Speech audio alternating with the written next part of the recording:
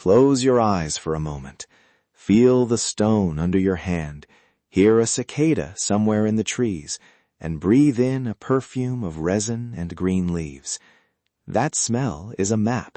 It tells you where people gathered, where offerings were placed, where a healer kept a small apothecary. Today we follow that map through Angkor's living landscape. The layers matter. Smell often leads memory. One scent, and you can place a ritual or a household practice within a space. Right. So what did Angkor actually smell like? Not just poetic talk, but the real plants and how people use them. Start with the trees. Banyans, ficus species, knit stones to soil. Tamarind, Tamarindus indica, shades courtyards, and members of the Dipterocarpaceae family supplied heavy resins. These species were both practical, shade, timber, food, and symbolic markers in temple landscapes. Right. Locals use Khmer names in everyday life, and those words hold practice. You might hear ching for tamarind or snao for certain resin trees when you walk with gardeners. The cultural significance is not decoration. Trees were boundary markers, meeting places, and memory stores. The banyan becomes a community node. People gather under its canopy, and stories accumulate there. How did scent structure ritual days? Incense is obvious, but there must be more layers. Resins, burned woods, herbs tucked under offerings? Exactly. Certain resins, locally referred to in oral accounts, were held for larger rites, while everyday smoke came from citronella, lemongrass, or dried pandan leaves. Scent marked transitions, arrival, blessing, departure. It moved people from the ordinary into a focused moment. And medicine, too, was garden-based. Galanga, Alpina galanga for digestion, tamarind for tonics, leaves for poultices. Those recipes circulated between home, temple, and market. The research tells us this knowledge moved along social pathways. A temple physician might share remedies with a family healer, who in turn sold herbal mixes in the market. Plant knowledge was social, not solitary. I remember a gardener I met in Siem Reap's Slokram neighborhood. No famous name, just a woman who timed jasmine blooms for a festival. She told me the jasmine there tends to flower in a narrow window before Perfume bin, and families plan offerings around that bloom. Listen closely. That phenological timing is cultural memory. Flowering calendars, harvest rhythms, festival days, they sync human time to plant time, so a single bloom can anchor a household's annual practice. Let's talk about images carved in stone. People often assume plant motifs are decorative, but the lotus, vine scrolls, fruiting trees, don't they point to real species and meanings? They do. The lotus signals purity and cosmological order. Fruiting trees hint at abundance and royal gardens. Art preserved the botanical memory when living gardens changed, so carvings act like a secondary archive of plant presence. Quick thought. Can we actually restore an ancient garden to its original form? I'm skeptical of claims that restoration can perfectly recreate a living landscape. Wait, are you saying restoration is always bad? Because I don't think that's what you mean. No, not always. What I mean is this. When restoration becomes a stage set, plants chosen for spectacle rather than continuity, it risks erasing lived practices. Community leadership matters more than idealized reconstructions. We must understand nuance here. Restoration can be valuable when it's collaborative, working with gardeners, elders, and artisans who carry the actual continuity. Otherwise, you flatten a dynamic ecosystem into an exhibit. Exactly.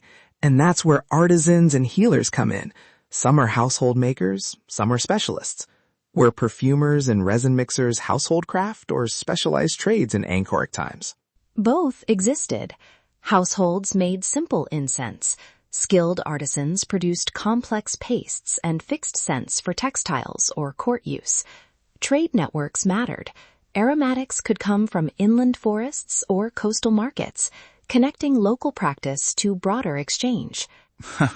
I love that. Scent as a trade good. It ties the everyday to long-distance connections.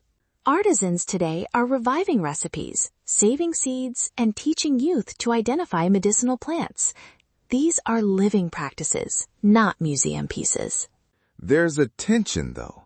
Heritage work sometimes exoticizes practices for visitors. How do communities balance sharing knowledge with protecting context and meaning? Priority, local authority. Programs should be co-designed, artisans paid fairly, and communities must set boundaries for what is public. Anthropology can help document, but it must be responsive to community priorities. Practical steps for listeners, then.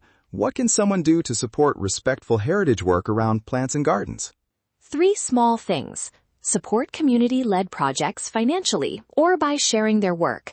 Choose local guides and artisans when you visit. And when you post photos, credit places and people. Context matters more than clicks. Share a tiny plant story with us. We'll highlight examples that show how plants carry meaning across generations. Tag Ancient Echoes and include a short note. Where you found the plant, who told you about it. One last image to carry home. Picture a child slipping a sprig of jasmine into a bundle before stepping out. That gesture links household memory to centuries of practice. The meaning runs deep. That's where the richness lies. Every plant is a line in a living story. Medicine, memory, craft, trade. Check the show notes for a short reading list, Latin names we mentioned, and links to community projects and Samnang's YouTube visuals. Thank you for listening. We hope these stories helped you see Cambodian history and culture more intimately. The deeper story is that people and plants keep each other alive. The echoes of the past live on in people's voices, memories, and everyday lives. Let's unlock the echoes of history together. Tag @Ancient Echoes with your plant stories, subscribe, and visit Samnang Bradley's YouTube for visual follow-ups.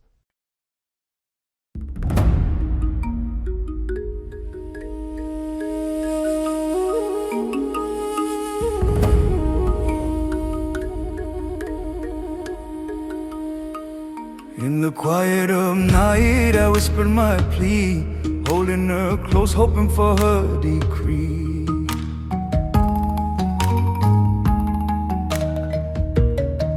I called upon spirits, asked them to guide,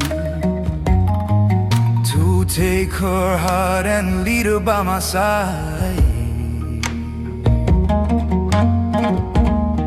So I drew her near, traced her brow so fair, my sight is way.